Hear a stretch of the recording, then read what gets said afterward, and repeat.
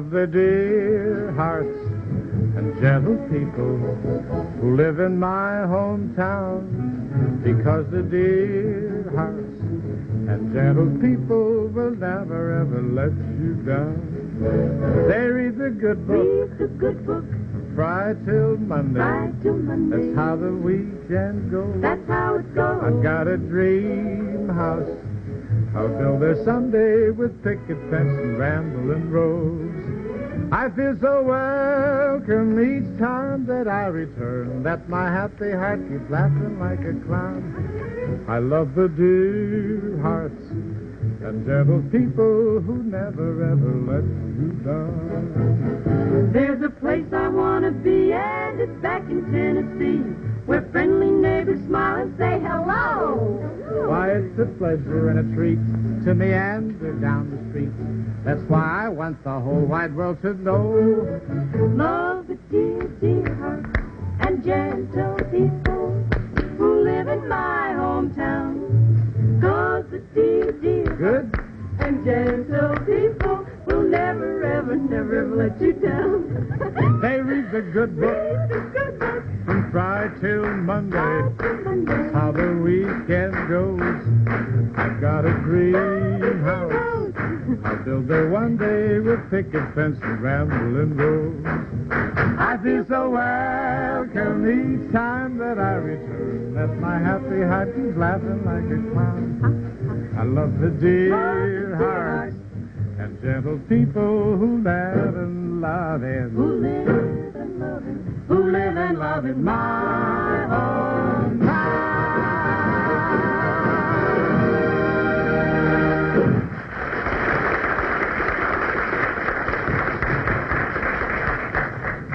Thank you very much, ladies and gentlemen, and welcome to the Chesterfield Supper Club. And it's very nice to have all of you, because tonight we're very happy to have with us America's favorite actor, Mr. Raymond Massey. Well, I suppose all of you by this time are out shopping, trying to get your odds and ends for your big holiday turkey. Well, Martin Block has something to say about that, so, Martin, please. Well, right now I want to talk to all the housewives who are watching our show. This is the season when you'll all be doing this. You'll be buying everything you need for those big turkey dinners. Yes, you'll be laying in a supply of cranberries, and you'll be picking the plumpest turkey with plenty of white meat for everyone. But don't forget another important thing, Chesterfields. You'll want to serve the best of everything, so at the plate of every smoker, put a pack of Chesterfields. They're the best cigarette to smoke. And they're the perfect ending for a wonderful meal, because Chesterfields taste better while smoking, and they leave a clean, fresh taste after smoking. So, ladies, with the holiday season coming up, be sure you get several cartons of Chesterfields along with the cranberries and the turkey. Believe me, everyone will be completely satisfied if you top off your best holiday meals with Chesterfields, the best cigarette to smoke.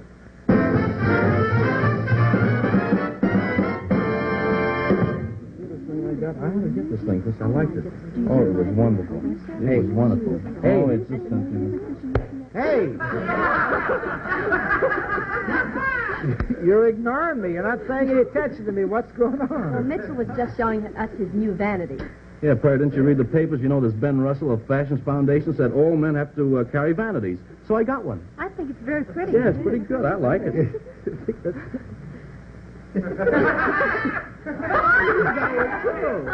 Say, Perry, yes, good. Say, Perry, what powder do you use? Does.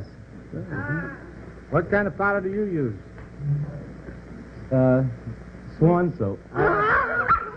I'm glad you got it out. Look, Mitch, the camera is on us, so let's not discuss this thing out here. Let's go behind the curtain. So, kids, will you sing a song while we... All right, sir. Now, Swan soap is no good because you get dandruff. Way down south in Caroline, where sun would scorch a porcupine, and a cooling breeze was never known to blow. There lived a gal, believe it or not, who was twice as cold as the weather was hot. Her boiling point was 4 degrees below. The Romeos, oh, past her by, for her heart was cold as a banker's eye. To be left alone was quite okay with her. A few of the boys from round about had tried for years to thaw her out, with no more luck than a crocodile has fur.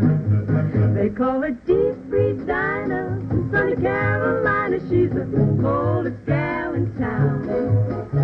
She kept her girlish figure, she really looks nice, but anything is bound to keep it on ice.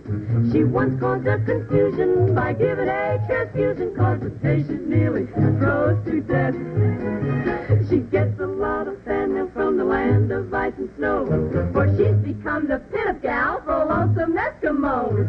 Deep Freeze Dinah from sunny Carolina, she's the coldest gal in town. They call her Deep Freezer Dinah from sunny Carolina, she's the coldest gal in town. Now, when she's out at parties, she's easy to please, for she'll drink anything you've got, including antifreeze. One guy double-crossed her by trying to defrost her, and he nearly burned the building down. She took the trip to Borneo and started quite a fuss. The cannibal shouted, "Take her back, no frozen food for us." Deep Freeze Dinah from sunny Carolina, she's the coldest gal. She's nobody's pal. She's the coldest gal in town.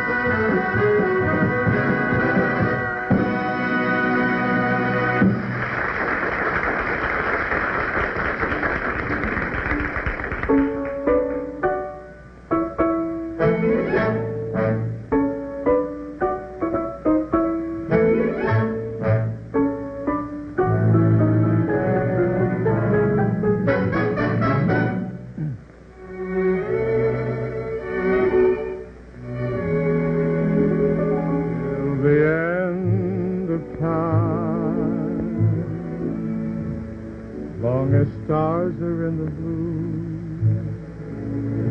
long as there's a spring, a bird to sing, I'll go on loving you till the end of time. Long as roses bloom in May, my love for you will grow deeper with every passing day, till the world runs dry and each mountain disappears. I'll be there for you, to care for you, through laughter and through tears. So take my heart in sweet surrender and tenderly say that I'm the one you love and live for till the end of time.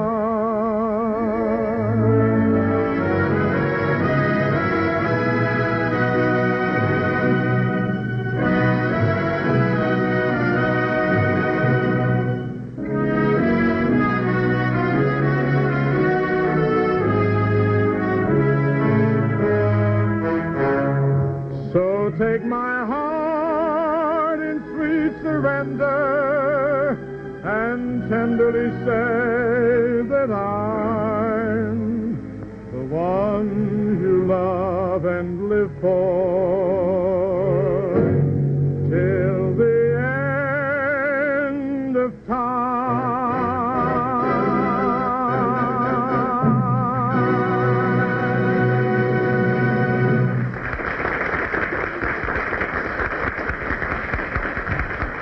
Thank you very much, ladies and gentlemen. You know, yesterday, November 19th, was a great day in American history.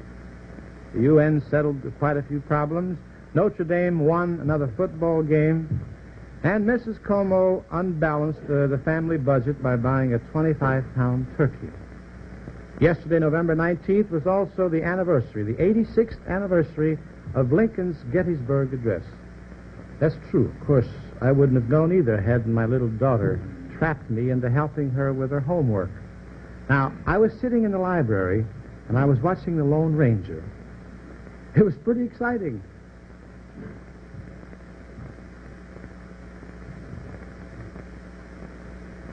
Daddy! Oh, Daddy! What do you want? Come in here a minute, will you please, Daddy? It's terrible important. Now, look, the Lone Ranger and Tonto is in a big mess over Father, there are a lot more important things in this world than the Lone Ranger. Oh, yes? Well, name two. Miss Helwick and the Gettysburg Address. Miss Helwick and the Gettysburg. Well, you got me on the Gettysburg Address, And but Miss Miss Helwick... Helwick will get me if I don't learn it. And you've got to help me memorize it, Daddy, because this is the anniversary of when Mr. Lincoln gave it. And Miss Helwick says we should know it on account of Thanksgiving's coming, and it's something to be thankful for. Well, I think Miss Helwick is absolutely correct. So, we the people of the United States, in order to form... Daddy, that's the preamble to the Constitution. Well, that's something to be thankful for. And besides, I just wanted to see if you were paying attention. And I think the best way to learn the Gettysburg Address is to, write it down. Write it? Yeah, I suppose that's the way Lincoln learned it. He wrote it over and over again. I wish he'd never even written it once. Oh, yes, but he did. Now, come on. Let's write it or read it. Now, look. Doesn't he look like he's studying? That's a picture of Lincoln. Yes, Daddy, I suppose so. Now, he was a remarkable man. Now, look, do just like Lincoln did. He wrote it over again, and in no time, you'll know it just as well as he does. Come on, start thinking.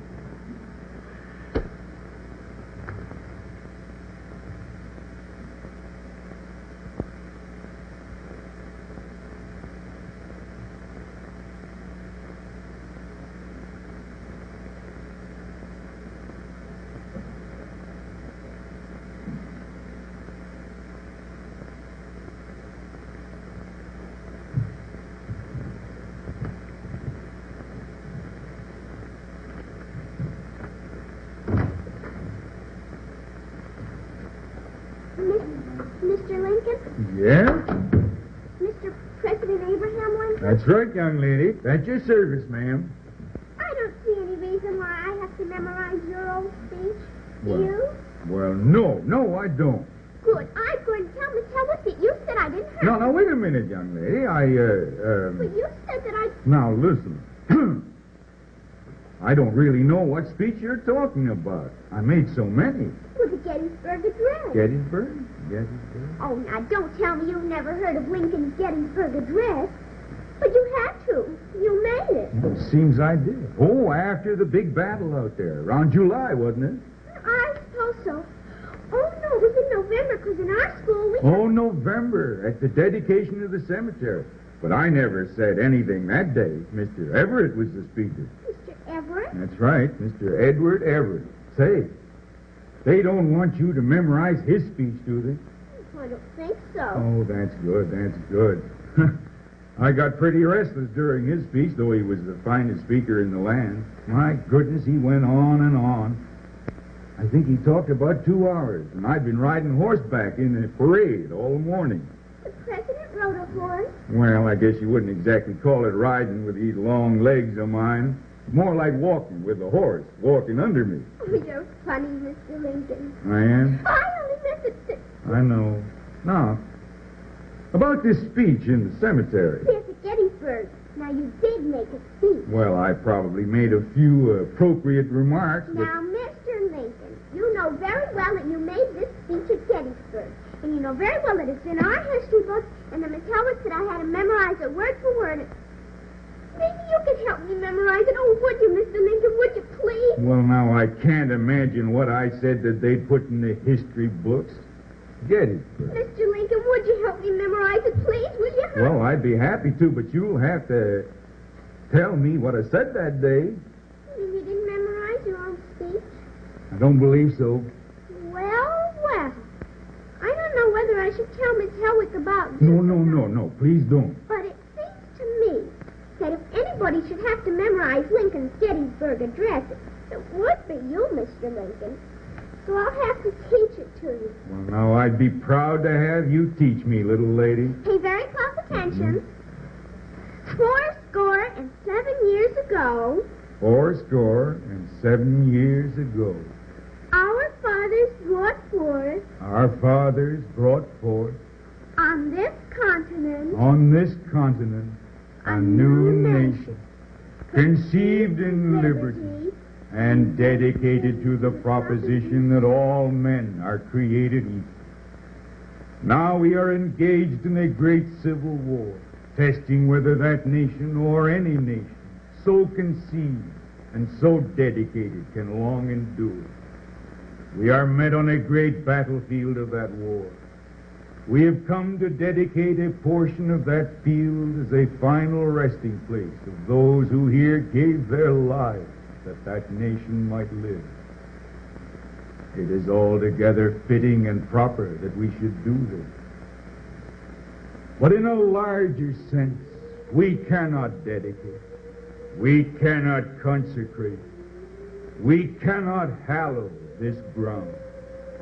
The brave men living and dead who struggled here have consecrated it far above our poor power to add or detract. The world will little note nor long remember what we say here, but it can never forget what they did here. It is for us the living rather to be dedicated here to the unfinished work which they who fought here have thus far so nobly advanced. It is rather for us to be here dedicated to the great task remaining before us, that from these honored dead we take increased devotion to that cause for which they gave the last full measure of devotion.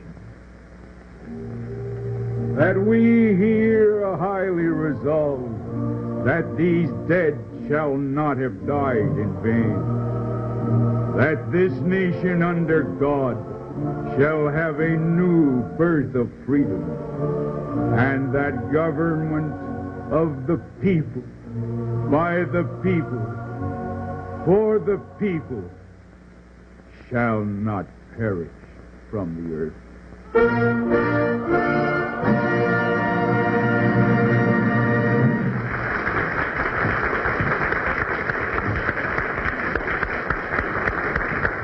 Just wonderful, wonderful. Denise, would you come out, honey? Denise? Oh, me. The wonderful little actress you saw in the play and also takes part as my daughter in a lot of little things is Miss Denise Alexander. Of course, most of you recognize the very wonderful Raymond Massey as Abraham Lincoln. Denise, it must be wonderful playing a thing like that with Mr. Massey, huh? Oh, I should say so. He's such a fine actor that he really is Abraham Lincoln, isn't he? Oh, yes, honey. He is the real thing. Why are you staring at me like that? Oh, I was just wondering. Would you like to go and see his play with me sometime, maybe? Well, I'm afraid I have another date, but I'm sure my mother and father would just love to go. What's the name of the play? Well, the name of it is The Father with Mady Christians. This is the Court Theater. You sure you can't go? Yes, but some other time, maybe. What are you going to do now? Would you like to maybe get a soda? Nah. Would you like to maybe sit down and rest a little? Nah. What would you like to do? I want to go home with you. Oh, no, you don't. That's a cute record, Mr. Como. I just love it. Would you sing it for me before I go home? Well, I don't know why not. Do you have the record, don't you? You have the record? Uh-huh. Do you remember how the record goes? Oh, sure. Bee Fontaine meets you on the street, and she says to you...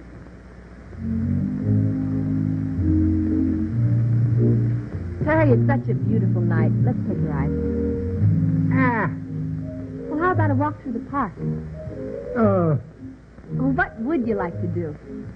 I want to go home with you.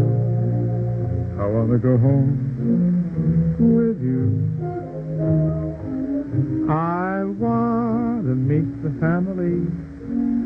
I'm sure that they'll approve of me. I want to go home with you. And nobody else will do.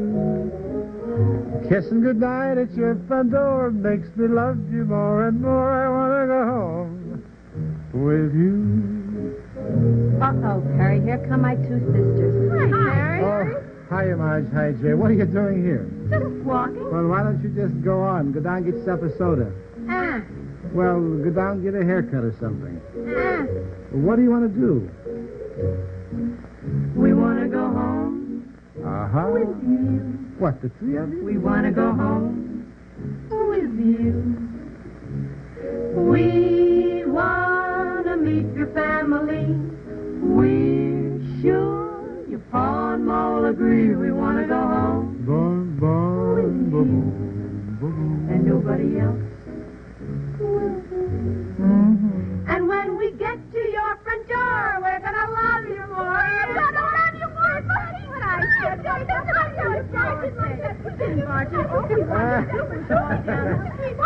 Girls, just a moment. Girls, just a moment! Harry, Como, you stay out of this. I guess I'll go home. Alone. I guess I'll go home. Alone.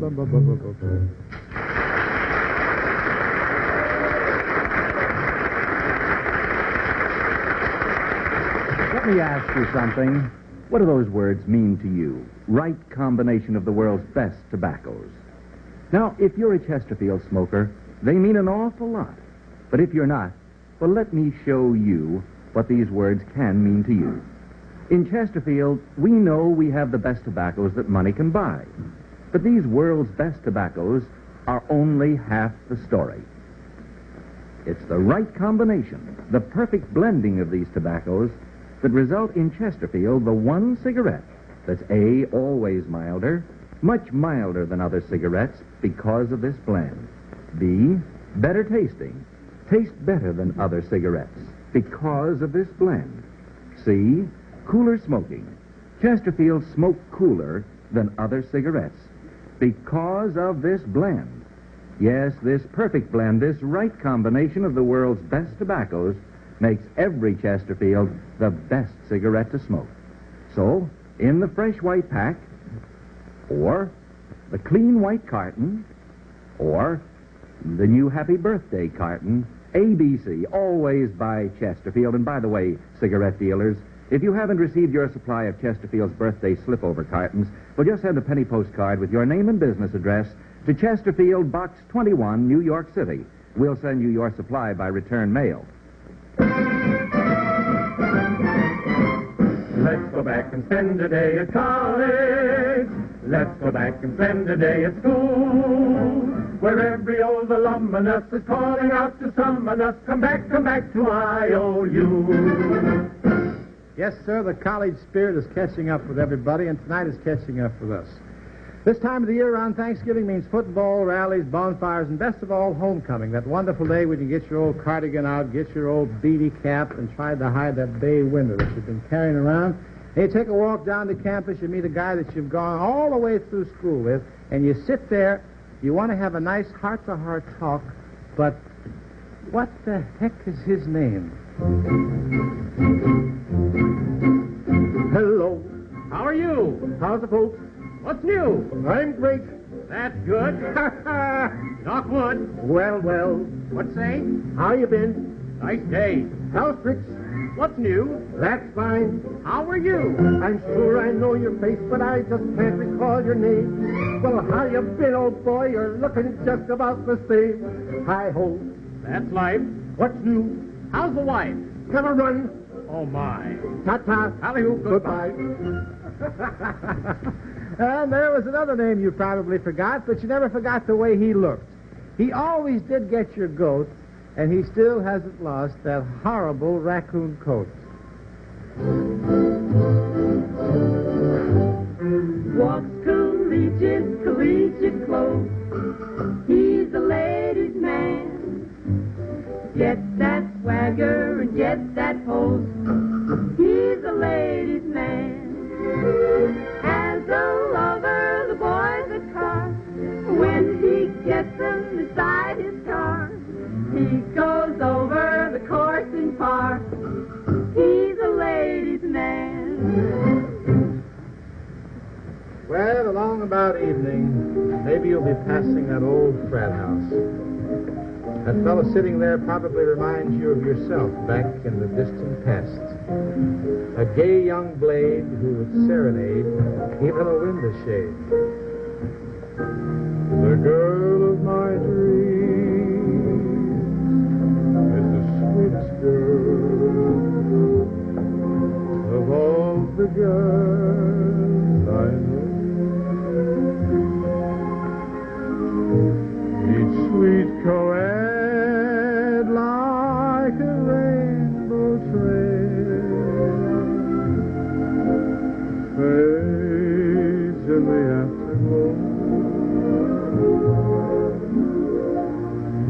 The blue of her eyes and the gold of her hair are a blend of the western skies and the moonlight beams on the girl of my dreams. She's the sweetheart of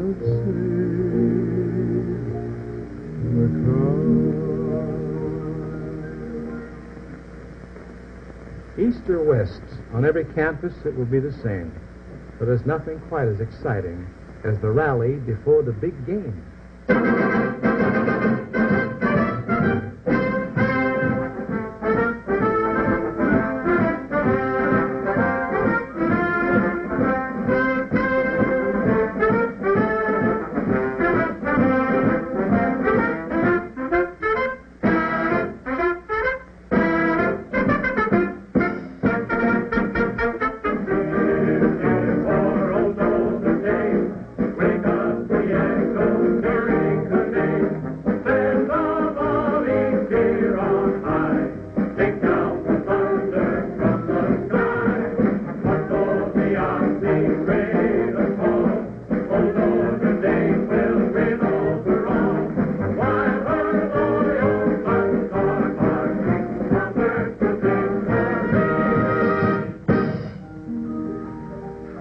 Too soon, the game would be over and homecoming day with it. The crowds depart, and you're left with a song that sings in your heart. For above Cayuga's water, with its waves of blue, stands our noble alma mater, glorious to view. Lift the chorus, speed it onward, loud her praises tell. Hail to thee, our alma mater. Hail, all hail.